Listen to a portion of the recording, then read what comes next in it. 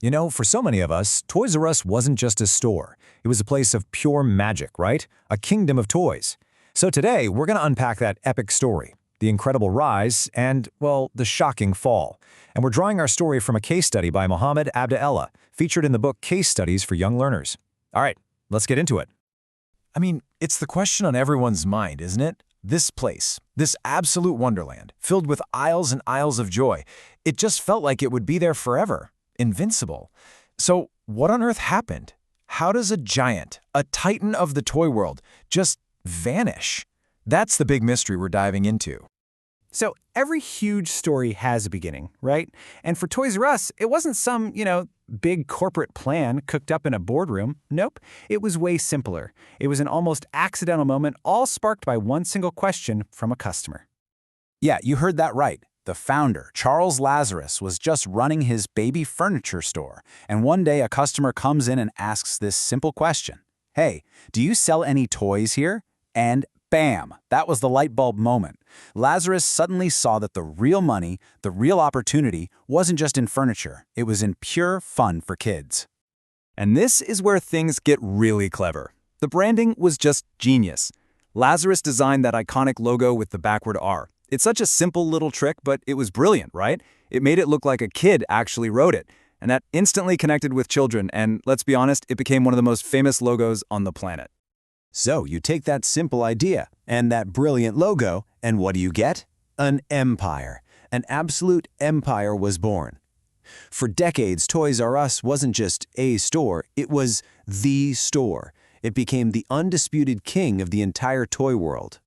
And people they loved it. They couldn't get enough of it. The chain just exploded. It grew at this unbelievable rate, first popping up all over America and then all over the world. It became a household name, like a pilgrimage site for kids begging their parents to take them. I mean, just look at this. This chart says it all, really. It just shows their total dominance. For decades, the company was on this insane upward trajectory.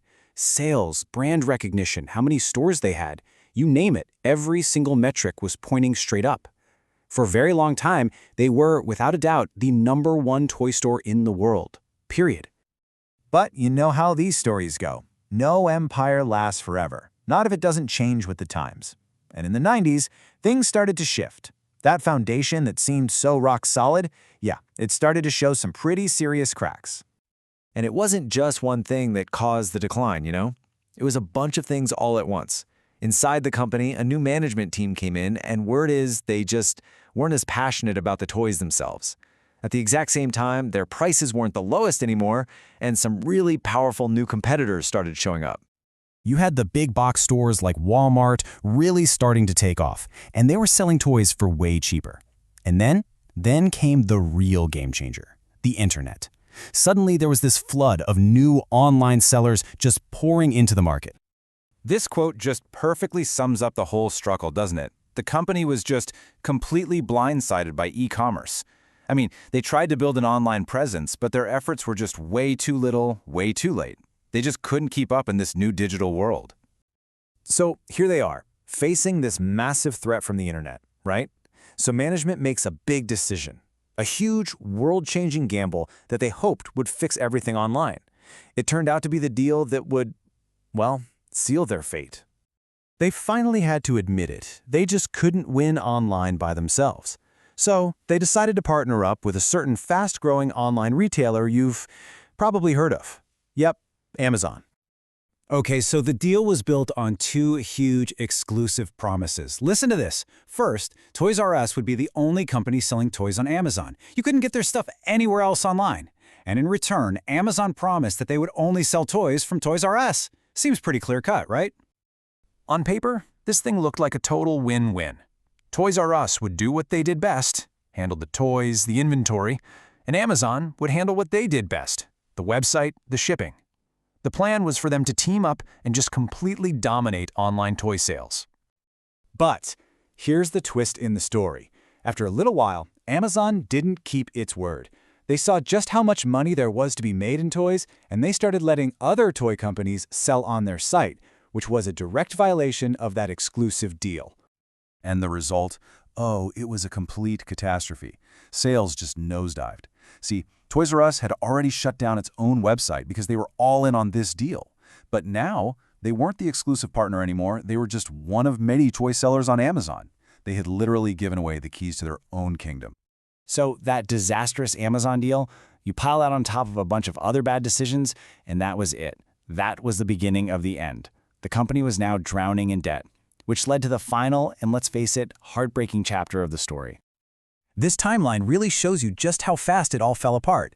The mess from the Amazon deal led to more and more debt that they just couldn't climb out from under. And then, in 2017, the thing that everyone feared finally happened. The company declared bankruptcy, and the huge, massive wave of store closures began. Just let that sink in for a second. 70 years. This was an institution. It was woven into the fabric of childhood for generations of kids, and then it was just gone. And the sheer scale of the collapse was just immense. We're talking about almost 1,000 stores across the US, the UK, and Australia, all shutting their doors for good. 1,000 of those magical places just vanished. It really was the end of an era. But, the story might not actually be over. Lately, the brand has been trying to make a comeback, trying to figure out where it fits in a retail world that, let's not forget, it used to completely own. And that really leaves us with the big question, doesn't it? Can a brand that was built on pure nostalgia and the magic of walking into a physical store, can it actually survive in our digital age? Or was its fate sealed a long, long time ago?